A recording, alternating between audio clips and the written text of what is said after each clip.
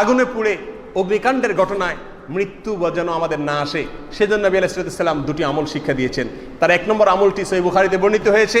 মদিনায় একবার এক ব্যক্তির ঘর আগুনে পুড়েছিল, তখন নবী আলাইহিস সালাম বলেছেন, ইন্না হাযিহিন নার আদুউল লাকুম, এই আগুন তোমাদের শত্রু, অতএব তোমরা এটাকে নিভাও, এটাকে নিভাও।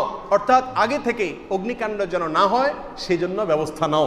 সে যুগে চেরাগ বা মোমবাতি জ্বালিয়ে মানুষ শুইতো, তিনি নিষেধ করেছেন এটা যেন মানুষ না করে। এটা ছিল সে যুগের জন্য আগুনের ঘটনা, অগ্নিকাণ্ডের ঘটনা যেন না ঘটে সেজন্য সতর্কতার ব্যবস্থা। এই যুগে নবী আলাইহিস সালামের সেই নির্দেশটা কার্যকর হবে।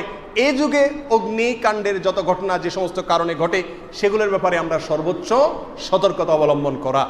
অতএব অবকাঠামোগতভাবে এবং সংশ্লিষ্ট আরো যতভাবে অগ্নিকাণ্ডের ঘটনা রোধ করা যায়, যেন অগ্নিকাণ্ডের ঘটনা না হয় সেজন্য ব্যবস্থা গ্রহণ করা, এটা হলো নবী আলাইহিস সালামের প্রথম নির্দেশ। আর দ্বিতীয় নির্দেশ হলো আল্লাহর কাছে আশ্রয় চেয়ে দোয়া করা।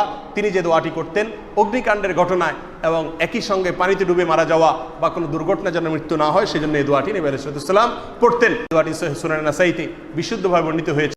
اللهم إني أعوذ بك من التردي والهدم والغرق والحرق وأعوذ بك أن يتخبطني الشيطان عند الموت وأعوذ بك أن أموت في سبيلك مدبرا وأعوذ بك أن أموت لديغا। আল্লাহ সুবহানাহু ওয়া তাআলা আমাদের সকলকে এই ধরনের দুর্ঘটনা থেকে রক্ষা করুন। এই ধরনের দুর্ঘটনা যেন আমাদের নিজেদেরকে, আমাদের কোনো প্রিয়জনকে হারাতে না হয়। আল্লাহ সুবহানাহু ওয়া তাআলা আমাদের সবাইকে রক্ষা